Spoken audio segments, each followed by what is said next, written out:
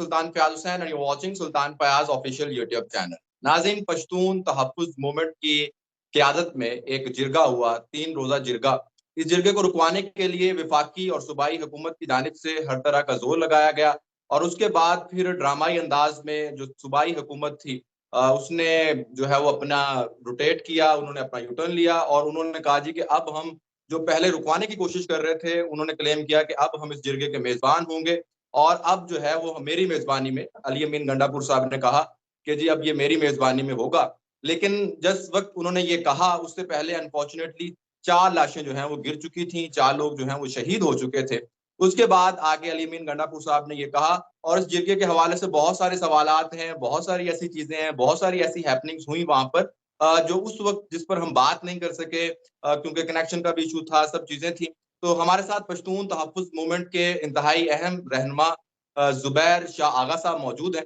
आज उनसे तमाम तर सूरत-ए-हाल के बारे में जानेंगे कि ज़ुबैर साहब जो वहाँ पर सूरत-ए-हाल रही, जो ये सूबाई हुकूमत का किरदार था, बैरिस्टर सैफ का किरदार था, अली अमीन गंडापुर का किरदार था और उसके बाद जो सबसे अहम है कि वहाँ पर डिसाइड क्या हुआ है क्योंकि बहुत सारे जो रिपोर्ट्स हैं हमें उनके अंदर मुख्तलिफ किस्म के जो नज़र आ रहे हैं मुतालबात और मुख्तलिफ चीज़ें नज़र आ रही हैं। तो आगा साहब से पूछेंगे कि एग्ज़ैक्ट क्या वो प्लान ऑफ एक्शन है, क्या वो मुतालबात हैं और जो 2 माह का वक़्त दिया गया है, अगर 2 माह के अंदर वो नहीं होता, तो उसके बाद क्या पश्तून तहफ़्फ़ुज़ मूवमेंट जो है वो सँभाल सकती है, क्या किस किस्म के जो रास्ता है वो इख्तियार कर सकती है। इसके अलावा कालादम करार दिया गया था वफाकी हुकूमत की जानिब से और फिर उस कालादम ये भी बड़ा क्या कह लें कि तारीख में पहली मर्तबा हुआ होगा कि एक वफाकी हुकूमत किसी तंज़ीम को जो है वो कालादम करार देती है और फिर वफाक का नुमाइंदा गवर्नर जो है वहाँ पर पहुँचा होता है और वो कह रहा होता है कि मैं इसका मेज़बान हूँ। तो ये सारी जो चीज़ें हैं इस बारे में ज़ुबैर साहब से बात करते हैं, ज़ुबैर साहब के पास चलते हैं। ज़ुबैर साहब सबसे पहले तो मुझे यही बताइएगा कि ये जो हुकूमतों का, वफाकी हुकूमत हो या सूबाई हुकूमत हो, पहले पूरा ज़ोर लगाया जा रहा था कि किसी तरह से इसको रुकवाया जाए और फिर जो है वो दोनों तरफ से ये क्लेम आना शुरू हो गया कि हम मेज़बान हैं। ये क्या हुआ? थैंक थैंक यू सुल्तान भाई। ऐसा हुआ कि पहले तो हुकूमतों की जानिब से क्या जो हुकूमतों को लाने वाले थे उनकी जानिब से ये जोर लगाया गया कि पश्तून जिरगे को, पश्तून कामी जिरगे को किसी सूरत नहीं होने दिया जाएगा। ये एक पश्तून कौमी अदालत थी और जिसमें पश्तूनों पे होने वाले 75 सालों में जो जुल्म जुबर था और उसके बाद जो खासकर जो ये 20-25 सालों में जो वॉर ऑन टेरर के नाम पे हमारे साथ किया गया उसका मुकदमा का उनके सामने रखना था। उन्होंने अपनी एड़ी चोटी का जोर लगाया। 4 हमले किए गए रियासत की जानिब से पश्तून कौमी जिरगे पर। कैंपों को जलाया गया। जो हमारे तैयारी थी, वो जो हमारे सामान थे वो चोरी करके ले गए इनकी डीसी साहब और इनके साथ आने वाले खुफिया इदारे। इवन आप देख लें कि 200 के लगभग साथियों के मोबाइल चोरी करके लेके गए डीसी साहब और इनके जो खुफिया इदारों के लोग हैं। तो उसके बाद फिर लास्ट मरतबा जब उन्होंने हमला किया, फौज, एफसी, पुलिस, लेवी, खुफिया इदारों के लोग सादा वर्दी में बाकायदा उन्होंने कैंप की जगह पे जहाँ पे हमारा जरगा था मैदान को खुदाई की गई, मैदान को तोड़ा गया, उसके अंदर अपने उन्होंने मोर्चे बनाए। अगर उसके बाद उनसे जब ये बना कि हमें वो इश्तिहार दे डालना चाहते थे कि ये पुरतशद्दुद हो जाएंगे। जब हम पुरतशद्दुद नहीं हुए तो उन्होंने हम पे हमला कर दिया। 4 साथी हमारे शहीद हुए, एक उसके 2 दिन बाद एक शहीद हुआ हमारा साथी और 10 से ज़्यादा साथी आदमी ज़ख्मी पड़े हैं हमारे। तो उसके बाद जब इनको ये यकीन हुआ कि हमने कहा है कि जरगा हर सूरत में हम करेंगे, ये हमारे कौमी रोज़ और रिवायत है और हम हज़ारों साल से ये हमारे जरगा रिवायत रही है। और ऐसा भी हुआ है कि पश्तून जिरगे बुलाकर आपके एफसी के जर्नल, कर्नल, ब्रिगेडियर ये जहाँ वहाँ पे बैठ के हमारे पश्तूनों की पगड़ियाँ बांध के उस जिरगे में बैठे होते और जिरगे मुनक़िद करते हैं। तो अब ये कि हमने कहा था कि हर सूरत हम करेंगे। जब इनके बस से बात निकल गई और इनको समझ आ गई कहीं नहीं होगा, तो फिर उसके बाद उन्होंने जब हम उनको हमारे साथी शहीद हुए तो रात को हमारे पास एक जिरगा आया जिससे फैसला करते हैं, जैसे बलोचों में मेड़ हमारे में मरका होता है, माफी की तलबगारी की हैसियत से हमारे पास जिरगा आया और जिस जिरगा ने हमें पुरअमन रहने की हमें से दरख्वास्त की क्योंकि हमारे 4 साथी शहीद हुए थे, दर्जन भर साथी हमारे हॉस्पिटलों में थे। हमारे शुमाली वजीरिस्तान के काफिले को रोक के उसे फायरिंग की गई थी। जनूबी वजीरिस्तान में कारकुन शहीद किया गया था। बलूचिस्तान से आने वाले जिरगों का रास्ता रोका गया था। ये जो टनल है दर आजम खेल के पास ये टनल मुकम्मल तौर पे बंद किया गया था। तो उस जिरगे में हुकूमत की उस जिरगे जो लेके हमारे पास जिरगा लेके आए, उसमें ये वजीर आला गंडापुर थे, उनके साथ उनके तमाम MPA थे, तमाम हुकूमती मिनिस्टर्स थे, उनके साथ फिर जो हमारी सियासी जमायतें थी, अवामी नेशनल पार्टी था, उसमें कौमी वहदत पार्टी थी, उसमें पीपल्स पार्टी थी, उसमें ये जमायत इस्लामी की थे, प्रोफेसर इब्राहिम वगैरह थे और बाकी दीगर पार्टी वगैरह थे। तो इन सबको मरके के तौर पे हमारे पास लेके आए कि भाई ठीक है, आप जरगा करें, अपना जरगा आप करने देंगे, आपको ये हुकूमत करने देगी। मोहसिन नकवी भी आए थे, उनसे भी उन्होंने भी यही कहा कि हम जरगा करने देंगे, मगर ये कि ये पुरअमन रहे। तो हमने कहा कि हमारे 4 साथी 5 साथी की जनाजे पड़े हुए, अभी हम दफना के आ रहे हैं और हम आपके साथ बैठे हुए जिरगे पे बात कर रहे हैं, इससे बड़े पुरअमन होने की क्या दलील हो सकती है? आपने हम पे 4 हमले किए हमें, मगर उसके बावजूद हमने एक पत्थर तक नहीं मारा, इससे ऊपर पुरअमन होने की क्या बात हो सकती है? 7 साल पश्तून तहफ़्फ़ुज़ मूवमेंट हुए, 7 सालों में एक गमला आज तक पश्तून तहफ़्फ़ुज़ मूवमेंट ने नहीं तोड़ा था, इससे ऊपर इससे पुरअमन रहने की दलील क्या हो सकती है? तो फिर उसमें ये हुआ कि वज़ीर आला अमीन गंडापुर ने वफा को भी कहा था कि यार बिल्कुल ये जिरगा मैं होस्ट करूंगा, ये हमारे लोग हैं, हमारे मेहमान हैं, हम इस जिरगा के हिस्सा हैं, बाकायदा हिस्से पार्टी हमें बुलाया गया है तो हम इसका हिस्सा हैं। बाकी पार्टियों ने भी इसी पे स्टैंड किया। तो फिर उसके बाद जब जरगा शुरू हुआ और लाखों की तादाद में पश्तून आए, लाखों की तादाद में कितना बड़ा इज्तिमा हुआ कि वजीरिस्तान से लेके चमन तक, चमन से लेके बाजावर तक, बाजावर से लेके पेशावर खैबर तक, पूरे पश्तूनख्वा वतन के जितनी सियासी मशरान थे, जितने उलमा इकराम थे, जितने कबायली मशरान थे, मलकान थे, सरदारान थे, जो हमारे स्टूडेंट्स थे, जो हमारे ट्रेड यूनियन थे, जो हमारे मजदूर तबका थे, जो हमारी खवातीन थी, सब ने इस जिरगे में बाकायदा शिरकत की, नुमाइंदगान ने। और ये जिरगा सिर्फ पश्तून तहफ़्फ़ुज़ मूवमेंट का नहीं था, पश्तून तहफ़्फ़ुज़ मूवमेंट इसके मुतमज़्ज़िन में से थे और बाकी तमाम जिरगा जो था पश्तून कौमी जिरगा था और पश्तून कौम के मशरान ने शिरकत की है। तो इस बुनियाद से जब जिरगा अपनी कामयाबियों की तरफ आगे बढ़ना लगा तो गंडापुर के अपने बयानात और वो मतलब ये इनकी कुंडी साहब जो गवर्नर साहब है उनके अपने बयानात, सबके अपने अपने सरकारी बयानात।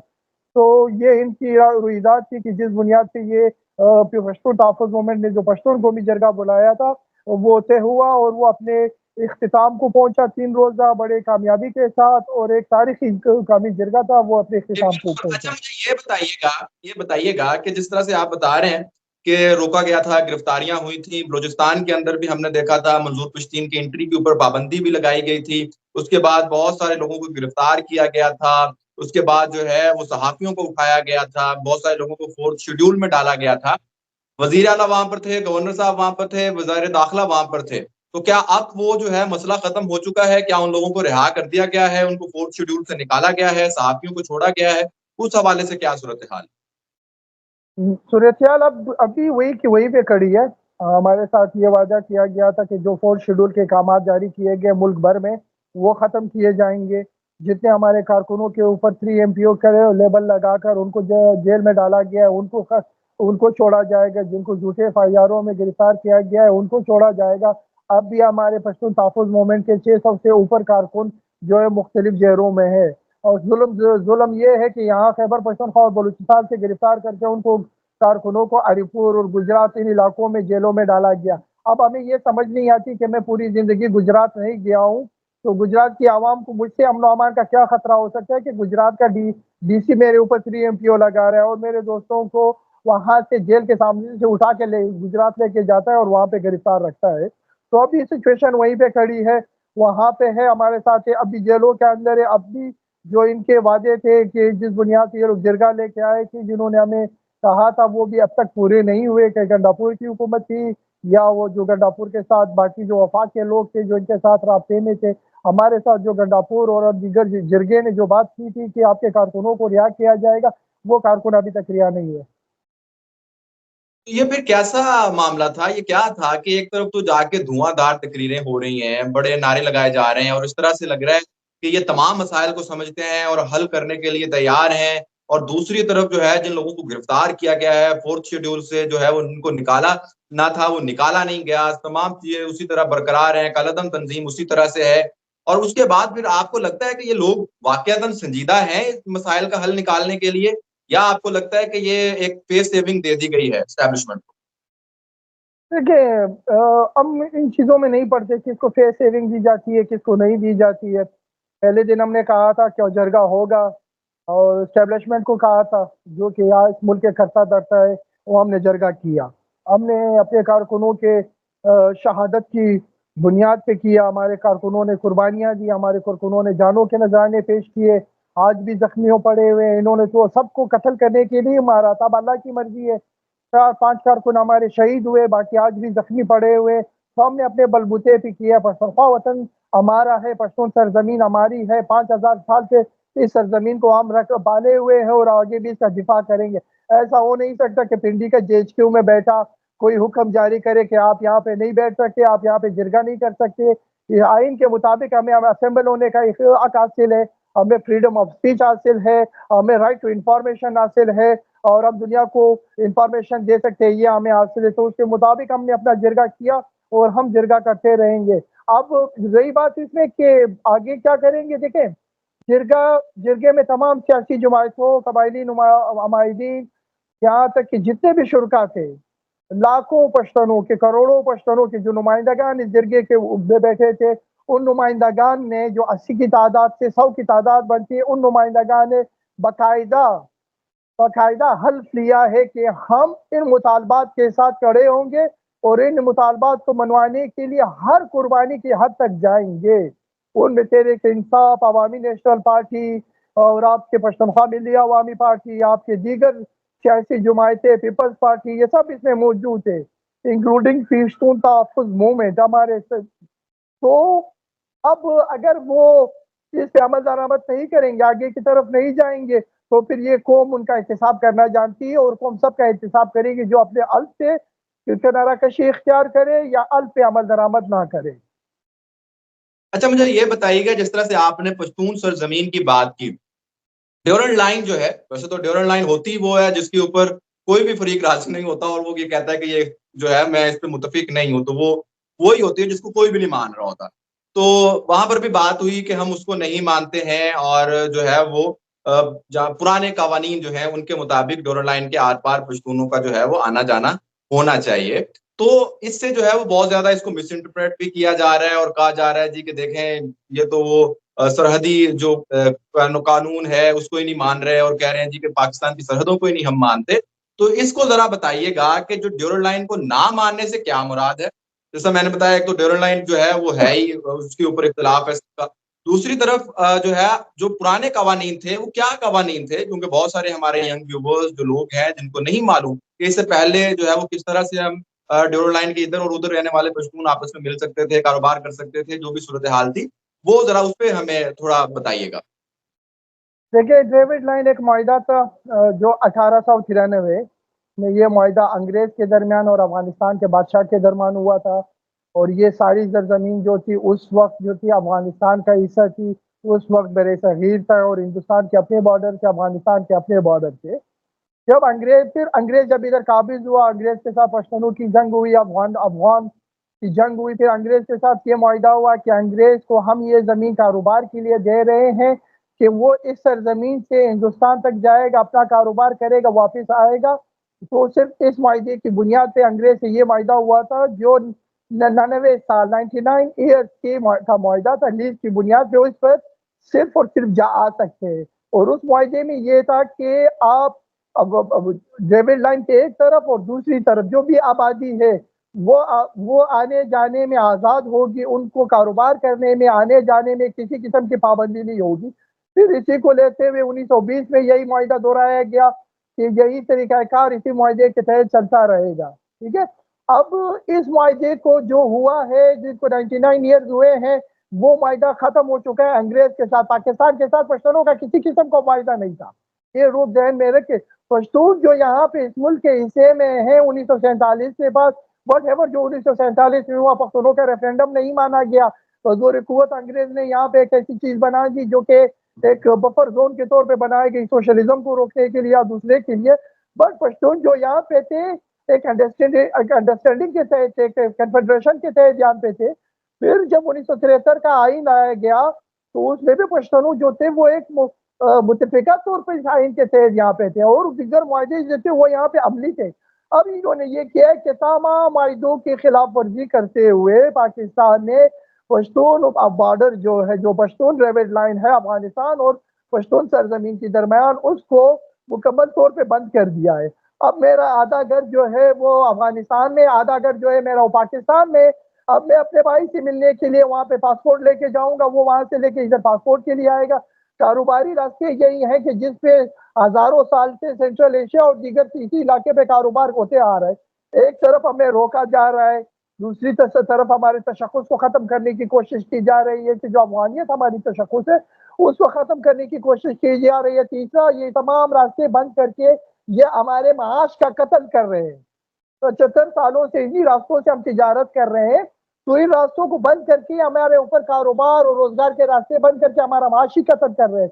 तो इसलिए हमारा ये मुतालबा था कि रेवेड लाइन पे जितने भी कारोबारी रास्ते हैं उन कारोबारी रास्तों को पुराने तरीकाकार पे, जो आज से 1 साल पहले 2 साल पहले जो तरीकाकार पे चल रहे थे, उस तरीकाकार से वापस खोला जाए ताकि आवाम का आना जाना उसी तरीकाकार से रहे जिस तरह पहले था और कारोबार भी उसी तरह से जारी रहे। तो ये जो कह रहे हैं उनको कहने दे, मगर वायदा रिटर्न की शक्ल में मौजूद है, सोशल मीडिया पे मौजूद है, मीडिया पे दिखाया गया कि उसमें यही शिक है कि रेवेड लाइन पे जो कारोबार है उसको पुरानी शक्ल में बाहर की जाए। जो रेवेड लाइन मुतनाज़ा लकीर थी, जो पश्तूनों ने कभी तक तस्लीम नहीं की, जो अंग्रेज एक लकीर पश्तून अफगान को तकसीम के लिए खींची गई थी, उसको तारीखी तौर पर न पश्तून ने 150 साल से कबूल की है, ना आने वाले हजारों साल में कबूल करेंगे। पश्तून एक वतन एक जान है, एक वतन है, अफगान है, इनको तकसीम नहीं किया जा सकता जितनी भी ये रियासत जोर लगा ले।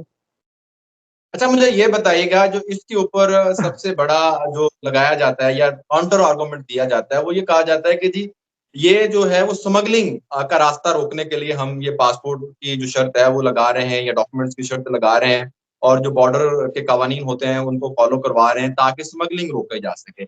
इस दावे में कितनी हकीकत है, और क्या अगर ये पासपोर्ट वाला मामला हो जाता है तो उसके बाद आपको लगता है कि ये स्मगलिंग वाला मामला खत्म हो जाएगा? बिल्कुल। यार एक ऐसा है कि मुझे ये समझ नहीं आती कि जो रेवेड लाइन है इस पर तो 75 सालों से इनका ही कब्जा है। अब 75 सालों से जो इनका कब्जा है तो इनकी मर्जी के बगैर कैसे मतलब स्मगलिंग हो रही है? या तो स्मगलिंग नहीं हो रही, ये झूठ बोल रहे हैं, या अगर स्मगलिंग हो रही तो फिर इनकी रजामंदी से हो रही है। फिर आप देख लें कि जब बाजवा यहाँ से गया, जनरल बाजवा, उसके अकाउंट में $12.5 अरब पड़े थे और पाकिस्तान के पास $5 अरब थे अकाउंट में, पाकिस्तान के असासों में। तो बॉर्डर पे उस किस्म की कभी स्मगलिंग नहीं हुई है जिस किस्म की ये लोग दिखा रहे हैं। वो हमारा एक रोजगार का रास्ता है जो 75 सालों से ये रास्ता है, जो कि रेवेड लाइन के मुआहदे में भी लिखा गया है। उसके बाद भी बार बार ये मुआहदा दोहराए गए हैं कि हमारा इस रास्ते से कारोबार रहेगा। अब जो कंटेनर यहाँ पे उतारे जाते हैं उनका पाकिस्तान को कितना टैक्स मिलता है? आप वहाँ पे देखें कि ऐसा नहीं है कि लोग जो है करोड़ों का सामान कंधों पे लाद के लाते हैं। वहाँ पे करोड़ों अरबों डॉलर का कारोबार होता है जो कि कानूनी तौर पे होता है, क्योंकि कंटेनर में दुनिया के कई ममालिक से आके यहाँ पे खाली होता है। कंटेनर उतारने का इनका टैक्स इनको दिया जाता है और कंटेनर उठाने का इनको टैक्स दिया जाता है, कंटेनर खोलने का इनको टैक्स दिया जाता है। सॉरी।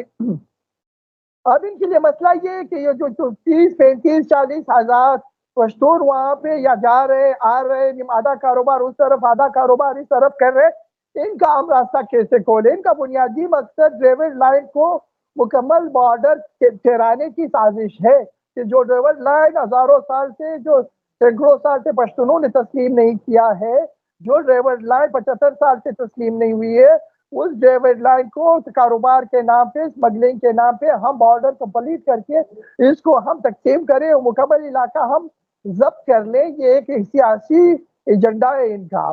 तो वहाँ पे इस किस्म की कभी कोई स्मगलिंग हुई नहीं है, ना इस किस्म की स्मगलिंग रही है। अब इसके अलावा दुनिया के और भी बॉर्डर है, छोटे मोटे कारोबार वहाँ पे भी होते रहे हैं, वहाँ से आते जाते रहे। ईरान का बॉर्डर है, वहाँ से आते जाते हैं। इसी तरह आपके हिंदुस्तान के साथ बॉर्डर है, आप उसकी ट्रक भेज रहे, ट्रक ला रहे, तो उसी बुनियाद पे यहाँ से भी जा रहे आ रहे। आप सिर्फ लोगों का रास्ता रख रहे, आवाम का रास्ता रोक रहे। کہ آپ مکمل طور پہ لوگوں کو، پشتونوں کو، افغانوں کو اس طرح کے افغانوں سے کٹ کر کے رہنا چاہتے ہیں تاکہ ہمارے تشخص سے افغانیت کو ختم کر سکے، ہماری پشتو زبان کو آپ ختم کر سکے، ہماری جو روایات ہے اس کو ختم کر سکے اور اس کو آپ تبدیل کرنے کی طرف لے کے جائے۔ وہ ایک جرنیل نے کہا تھا کہ ہم بنگالی تو مسلمان تھے مگر ہم سے جدا اس لیے ہوئے کہ ان کو ہم نے اپنی طرح مسلمان نہیں بنائے، یعنی کہ انہوں نے بنگالیوں کی ثقافت ختم نہیں کی، انہوں نے بنگالی زبان کو ختم نہیں کی، انہوں نے بنگالی روایات کو ختم نہیں کی، تو اس بنیاد پہ بنگالیوں نے قومی ریاست بنائی، قومی ریاست کی طرف گئی، اس بنیاد پہ انہوں نے بنگالیوں کے ساتھ ظلم و جبر کیا۔ جو آپ مادری زبان کا دن بناتے ہیں تو یہ تو ڈھاکہ کے ان بنگالی جوانوں کی شہادت ہے جنہوں نے اپنی مادری زبان کے لیے شہادتیں دی تھی۔ تو یہ پروجیکٹ 1947 سے ہی شروع ہے کہ آپ نے موجود قوموں کی تشخص کو ختم کرنا ہے۔ بالکل کہہ رہے ہیں کہ زبان کا مسئلہ ہے، ثقافت کا مسئلہ ہے، زبردستی سے ایک قوم بنانے کی کوشش کی گئی ہے، جبکہ ہمارا سب کا علیحدہ علیحدہ کلچر ہے، علیحدہ زبان ہے، سب کچھ ہے اور اسی طرح سے ہونا چاہیے تھا۔ پاکستان جو ہے کہ ڈائیورس، جو اس وقت پاکستان ہے اس کے اندر ڈائیورس نیشنلز ہیں، قومیں ہیں اور ان سب کی اپنی اپنی ثقافت ہے، ان کا اپنا اپنی ایک تاریخ ہے۔ ایک قوم کا جو ہیرو ہے وہ دوسرے کا ویلن ہے، جو دوسرے کا ویلن ہے وہ پہلے کا ہیرو ہے۔